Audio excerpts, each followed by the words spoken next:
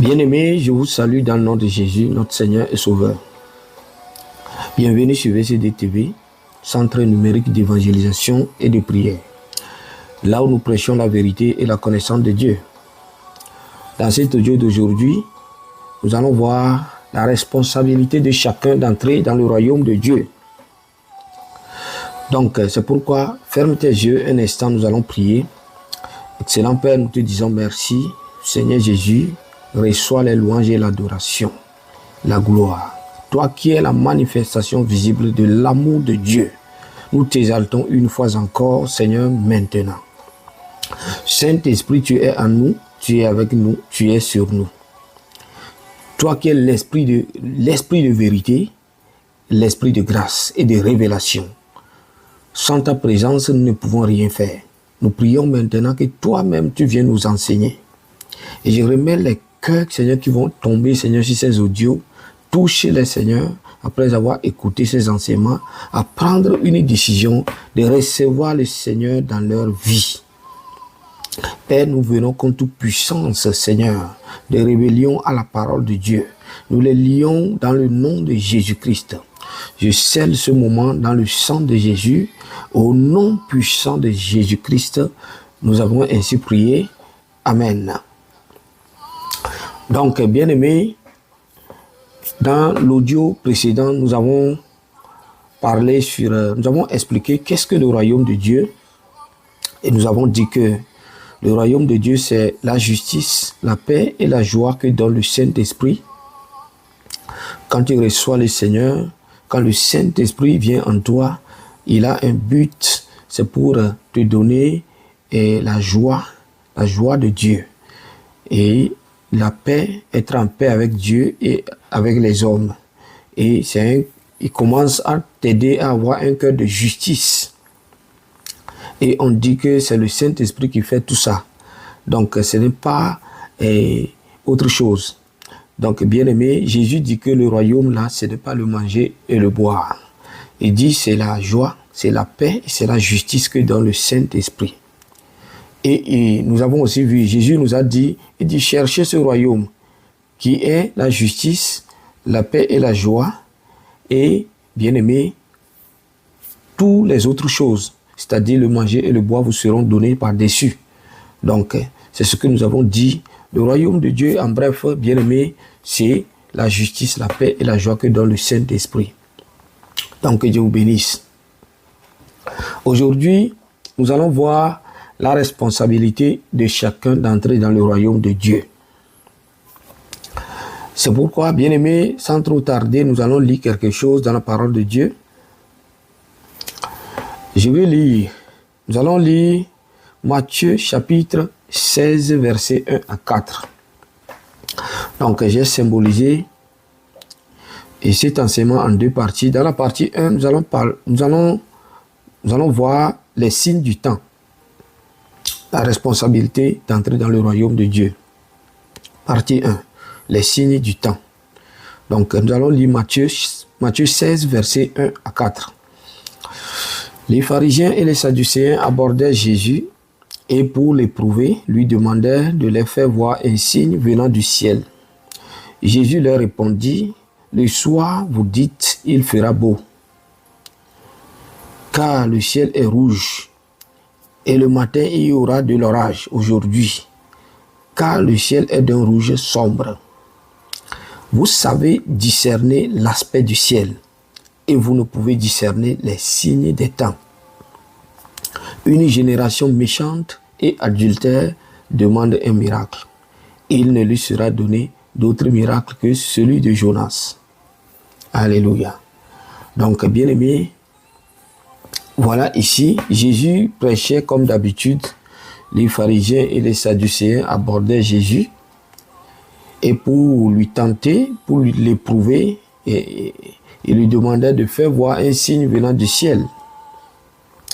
Et la parole de Dieu nous dit, Jésus dit, vous savez discerner l'aspect du ciel et vous ne pouvez discerner les signes du temps. Une génération méchante et adultère demande un miracle. Il ne lui sera donné d'autre miracle que celui de Jonas. Bien-aimé, comme toi qui écoutes cette parole, cet enseignement ce matin, toi qui écoutes cette parole, là où tu es maintenant, et tu dis non, est-ce qu'il peut prouver ce qu'il est en train de dire? Est-ce qu'il peut nous faire voir un signe, quelque chose, pour dire réellement que ce qu'il dit est vrai? Tu n'es pas le seul. Et il y en a qui ont posé la même question avant toi. Même au temps de Jésus, les gens lui posaient cette question. Mais la parole nous dit que pour l'éprouver, lui demandait de faire voir un signe venant du ciel. Mais Jésus connaît bien l'hypocrisie des hommes. Jésus dit, vous savez discerner l'aspect du ciel. Comment vous ne pouvez discerner les signes des temps? À la place du signe que vous demandez, à la place de la preuve que vous demandez avant de croire, Jésus dit de discerner. Il faut discerner. Il dit, si vous ne discernez pas, vous allez recevoir vous recevrez le miracle de Jonas à la place. Vous allez recevoir le miracle de Jonas à la place du signe. Donc, pour ne pas recevoir le miracle de Jonas, il serait mieux de discerner et de prendre la décision de croire ou de refuser, puisque Dieu fonctionne avec le principe du libre arbitre. On ne force personne. On prêche l'évangile, c'est à toi de décider. Oui, moi je crois en ça, je vais recevoir Jésus dans ma vie. Non, je ne veux rien savoir. Il n'y a rien de forcé dedans. Alléluia. Donc c'est ça, bien-aimé. Les gens là demandaient un signe avant de croire, puisqu'ils attendaient un Messie qui venait à frapper les regards, comme Élie est parti au ciel, avec les chars de feu et les cavaliers de Yahvé. Donc, ils cherchaient quelque chose. Ils pensaient que Dieu se manifesterait dans les bruits ou dans des signes, de quelque chose de grandiose, quoi. Or, la parole de Dieu nous dit en Isaïe 8, verset 9. Isaïe 55, verset 8 à 9. Car mes pensées ne sont pas vos pensées, et vos voix ne sont pas mes voix, dit l'Éternel. Autant les cieux sont élevés au-dessus de la terre, autant mes voix sont élevées au-dessus de vos voix, et mes pensées au-dessus de vos pensées. Voici ce que la parole de Dieu nous dit, bien-aimé. Donc, toi qui écoutes cet enseignement ce matin, Dieu dit que ses pensées, autant les cieux sont élevés au-dessus de la terre, autant ses pensées sont élevées au-dessus de nos pensées. Alléluia. Cherchant une preuve, cherchant à avoir un signe, tout cela, et Jésus le considère comme étant une manière de vouloir tenter Dieu. Et la parole nous est claire. Il dit, pour l'éprouver, lui demandait de faire voir un signe du ciel, c'est-à-dire pour le tenter. Alléluia. Donc, Dieu, la manifestation de Dieu, les pensées de Dieu ne sont pas celles des hommes. Et Dieu ne se manifesterait pas forcément dans les signes et dans quelque chose qui frapperait les regards, ou bien les bruits, ou bien etc. Et quelque chose de grandiose. Non, non, non. Mais Dieu se manifeste, bien aimé, je vous dis que Dieu se manifeste et plus dans des choses les plus simples. Là où tu dis que non, il n'y a pas Dieu, c'est là où la présence de Dieu, bien-aimé, abonde. Amen. Donc, ce n'est pas afin d'avoir une preuve, afin d'avoir... Non. Dans la session enseignement, je vais développer des choses là-bas. Le jour où nous allons aller dans la rubrique enseignement et prière, je vais développer ce qu'on appelle le Nabi. Je vais prêcher sur la foi là-bas. Le concept de la foi. La Bible dit que ce n'est pas la foi que nous reconnaissons que le monde a été formé par la parole de Dieu, de telle manière que ce que l'on voit n'ont pas été fait de choses visibles. Dans ce royaume, Dieu fonctionne avec le principe de la foi. Et la foi voit l'invisible. La foi, bien-aimé, la foi à lui seul fait le travail que tous nos 5 organes de sens font dans ce monde visible. Tu ne peux pas me dire que celui qui ne voit pas en même temps, ne parle pas en même temps, ne regarde pas en même temps, ne ressent rien, c'est-à-dire tous ces 5 organes de sens sont morts. Il va vivre quelle vie? Alléluia. Mais je prie pour celui qui se trouve dans ces situations, que la guérison divine, que le miracle de Dieu le localise et que tous ces 5 organes de sang reçoivent la vie au nom de Jésus. Bien-aimé, dans le monde spirituel, la foi seule peut faire les mêmes choses. Bon, je vais développer ça dans la session enseignement et prière. Donc ici, bien, nous allons lire quelque chose dans 1 Roi 19, 11, 13. L'Éternel dit, sors et tiens-toi dans la montagne. Dieu parle à Élie devant l'Éternel. Et voici l'Éternel passa. Et devant l'Éternel, il y eut un vent fort et violent qui déchirait les montagnes, brisait les rochers. Voilà, comme les hommes cherchent toujours des signes. L'Éternel n'était pas dans le vent. Voici, bien-aimé. Les gens pensent que là où il y a le bruit, c'est là où il y a Dieu. Et après le vent, ce fut un tremblement de terre. L'Éternel n'était pas dans le tremblement de terre. Après le tremblement, il fut un feu. L'Éternel n'était pas dans le feu. Et après le feu, il eut un murmure doux et léger. Quand Élie l'entendit, il enveloppa le visage de son manteau. Il sortit et se tint à l'entrée de la caverne. Voici une voix lui fit entendre ces paroles. Que fais-tu ici, Élie? Vous voyez, bien-aimés, les gens là demandaient à Jésus de leur faire voir un signe venant du ciel parce qu'ils ne sont pas, ils n'acceptent pas que le Messie se présenterait de cette manière de cette manière douce et léger, de cette manière la plus simple possible, c'est-à-dire entrerait dans la bergerie en passant par la porte. Donc, bien-aimé, toi qui écoutes cet enseignement ce matin, Dieu te fait l'appel. Jésus se tient à la porte de ton cœur. Peut-être aujourd'hui, c'est ta journée de salut, mais je prie que cette grâce te localise et que tu prends la décision de recevoir Jésus dans ta vie. Je prie pour toi maintenant, qui se trouve dans des situations compliquées et qui t'empêche de prendre cette décision. Tu te dis, mais si Dieu existe réellement, pourquoi tout ceci m'arrive? Pourquoi je traverse tous les temps de difficultés dans la vie? Bien-aimé, viens à Jésus. Il dit, venez à moi, vous tous qui êtes chargés et fatigués. Posez vos fardeaux à mes pieds et recevez ma paix. Recevez le repos, mes repos. Alléluia. Dépose tes fardeaux aux pieds de Jésus et qui te donne son repos. Dans le repos de l'Éternel, bien-aimé, il y a la joie, il y a la paix. Alléluia.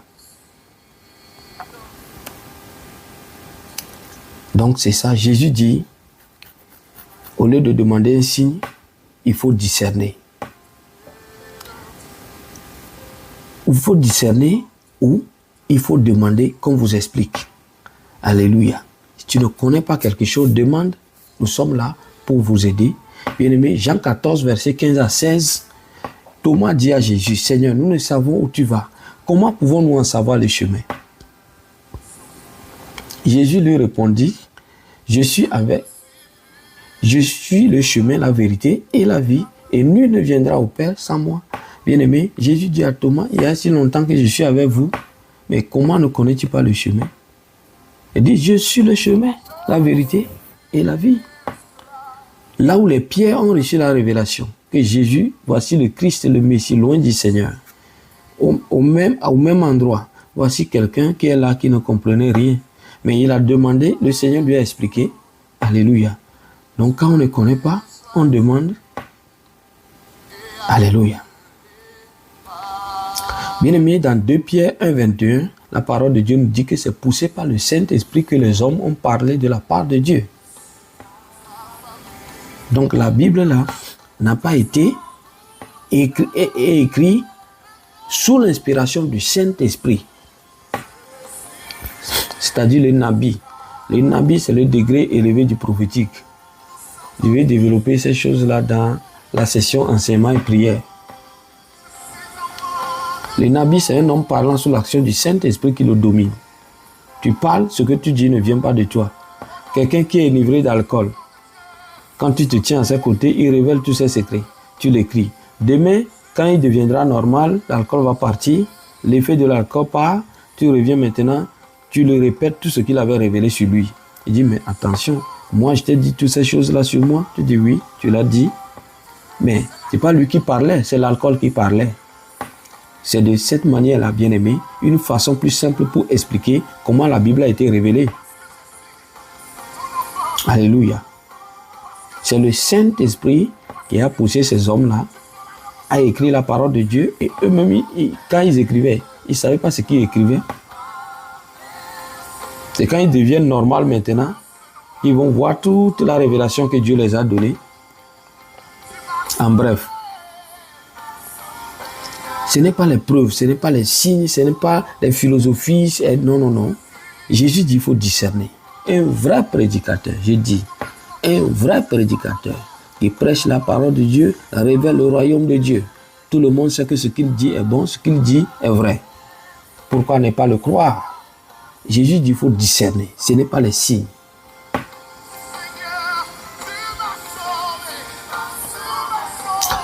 Dans Matthieu 16, 1 à 4, les pharisiens et les sadducéens abordaient Jésus. Et non, j'aimerais lire un passage dans Matthieu 24. Bien-aimé, la Bible nous dit que Jésus s'assit sur la montagne des Oliviers et les disciples vinrent en particulier lui faire cette question. Dis-nous quand cela arrivera-t-il et quel sera le signe de ton avènement et de la fin du monde? Regardez toujours le problème des signes. Mais ici, ce n'est pas une manière de tenter Dieu, mais c'est pour les situer par rapport à l'avènement, pour être vigilant et bien préparé. Mais Jésus va leur donner plusieurs signes. Il ne va pas leur répondre d'un signe spécifique. Non. Ni à ses apôtres. Jésus ne le fera pas, bien-aimé. Mais il va dire quelque chose de très important. Il dit l'iniquité se sera accrue. La charité du plus grand nombre refroidira. Il a énuméré beaucoup de choses. Aujourd'hui, il dit l'amour du plus grand nombre se refroidira. Parce que l'iniquité prendra, l'iniquité se sera accrue. C'est ce que nous voyons aujourd'hui. C'est ce que nous voyons aujourd'hui, bien-aimés. Aujourd'hui, les gens sont remplis de la colère, de l'amertume, de l'envie, la jalousie, la dépression, l'anxiété. Alléluia. Toi qui se trouves dans ces situations, bien-aimé, je prie pour toi. Que la grâce de Dieu, la compassion de Dieu te localise. Que le Saint-Esprit te visite. Que Jésus se révèle à toi. Accepte le Seigneur dans ta vie.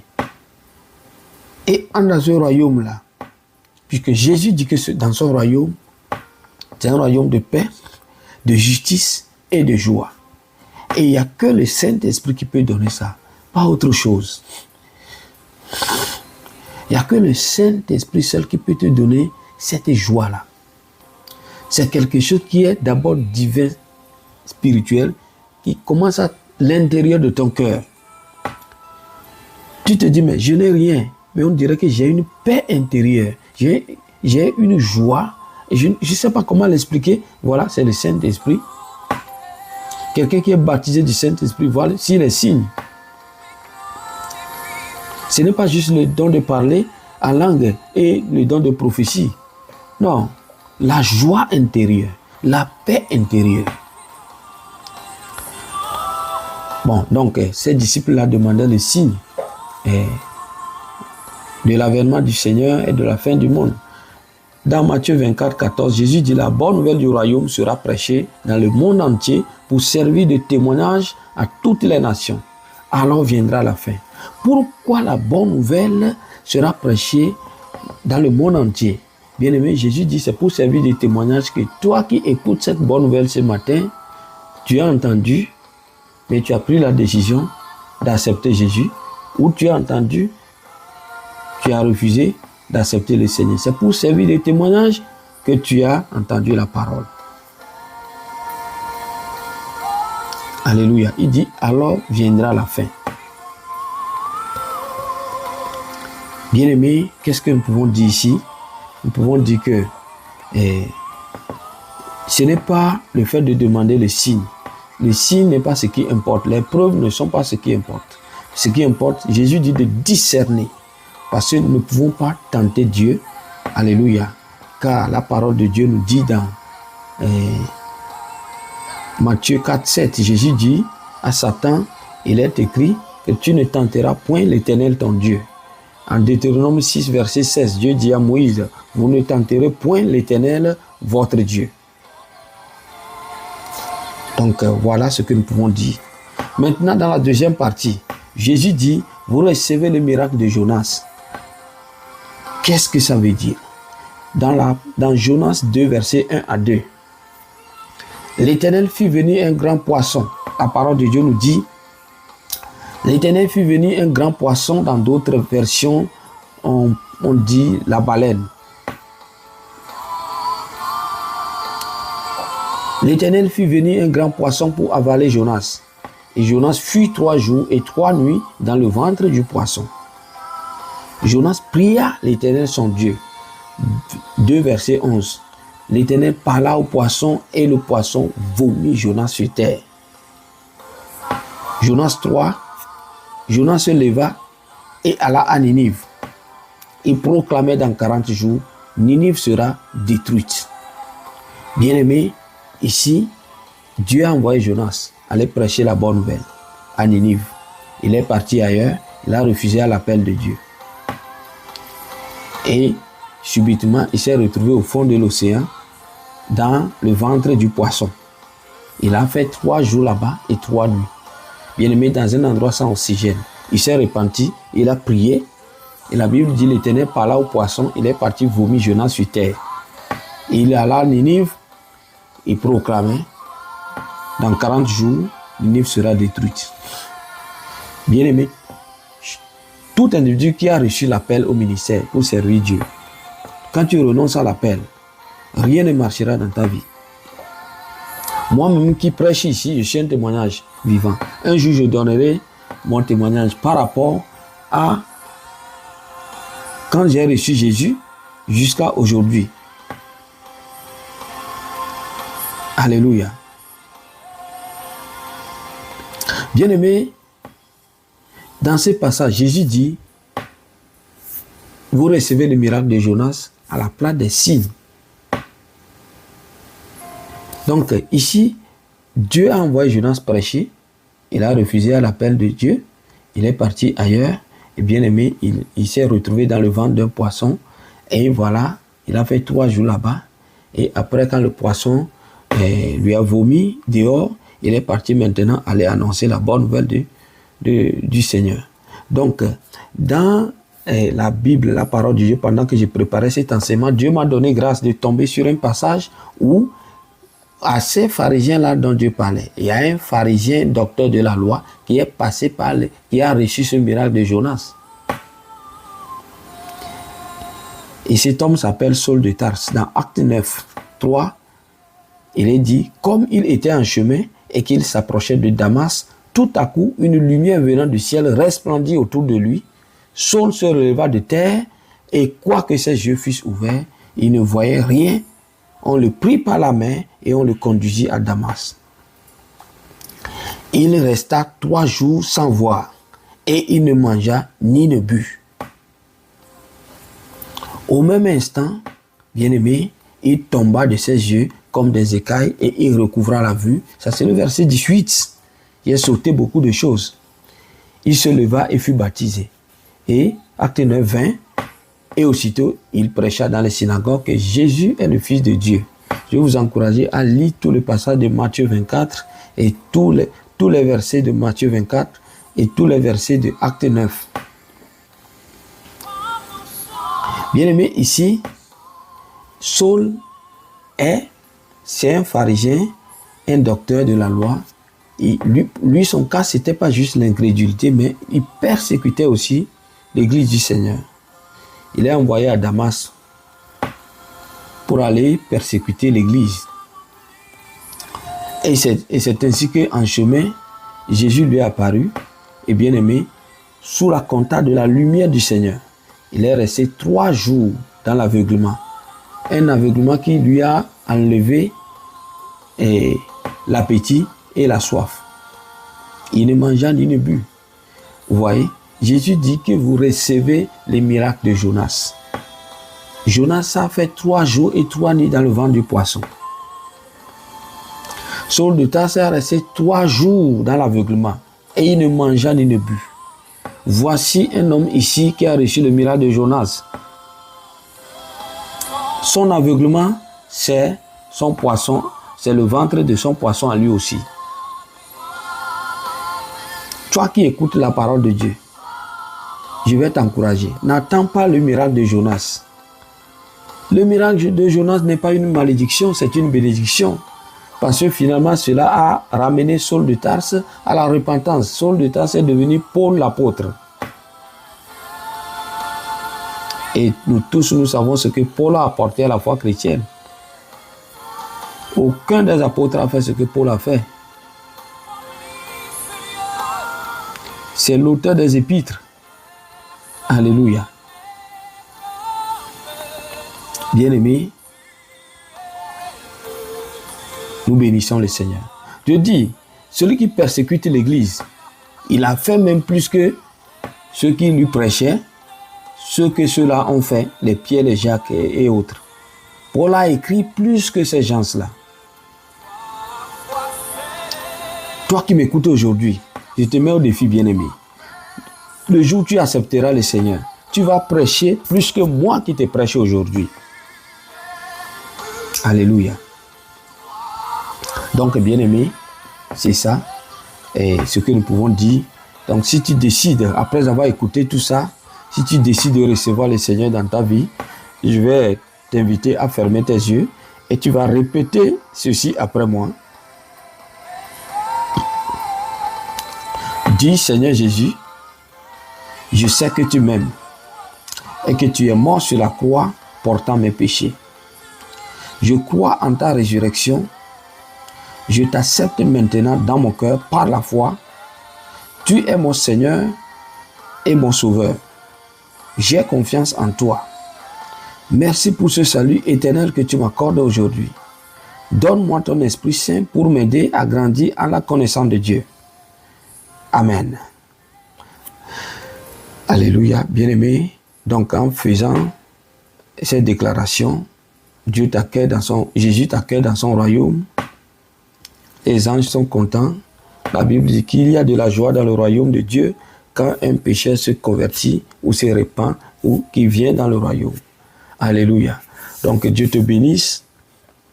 Je vais prier quand même. Je vais prier pour toi. Donc tu vas fermer tes yeux. Je vais prier. Éternel, nous te bénissons, Seigneur. La parole nous dit que tes pensées ne sont pas nos pensées et tes voix ne sont pas nos voix. Ce ne sont pas non plus les bruits ni les mouvements. Bref, ce ne sont pas les signes. Et un murmure doux et léger, Élie entendit ta voix et enveloppa le visage. Comme notre Seigneur Jésus-Christ, nous disons à Satan, nous ne tenterons pas le Père, l'Éternel, notre Dieu. Nous avons plutôt discerné ta voix qui nous a parlé au travers de ton serviteur et nous prenons la décision de te recevoir.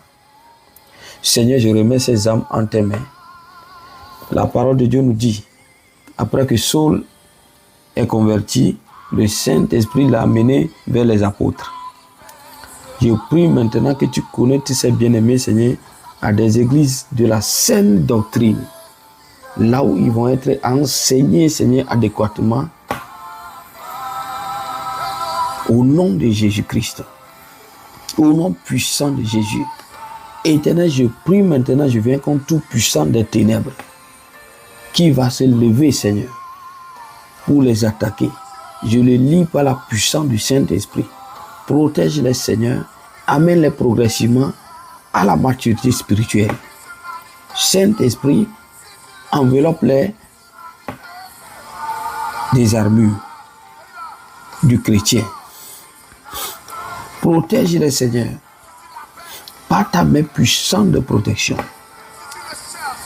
Au nom de Jésus-Christ, j'ai ainsi prié. Amen. Bien-aimé, toi qui as fait ces déclarations, je vais t'encourager à prendre un Nouveau Testament que tu vas lire de Matthieu à Apocalypse. Et puis après, tu vas prendre toute la Bible que tu vas lire de Genèse à Apocalypse. Alléluia. Donc pour toute question, tu peux nous écrire. Nous sommes là, disponibles pour t'aider. Alléluia. Donc que Dieu vous bénisse. Vous écoutez la voix de votre cher évangéliste Jean Daté. Ma prière pour toi, bien-aimé, c'est que la grâce de Dieu, la faveur de Dieu et la miséricorde de Dieu soient avec toi. Shalom. Bye bye.